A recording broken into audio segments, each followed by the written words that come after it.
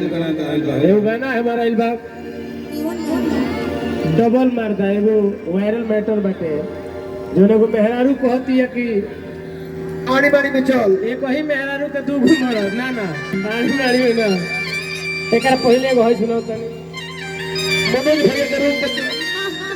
ई खबर को मौका पर चौके मारे आ गया देख लो तहार होली वाला बैठ गई करा दिल लगे होली के माहौल का बड़ा जाएगा दिल लगे होली के माहौल का बड़ा जाएगा या इल्हिता बाबा मौगी के लिया जाएगा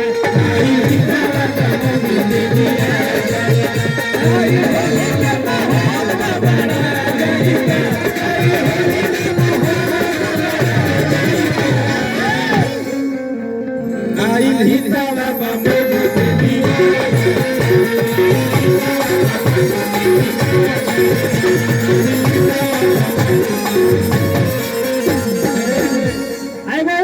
डबल मारता सुन लो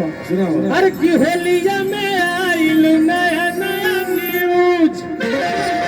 अरे नया नया न्यूज है नया नया अच्छा तो ये दोनों आपके कौन है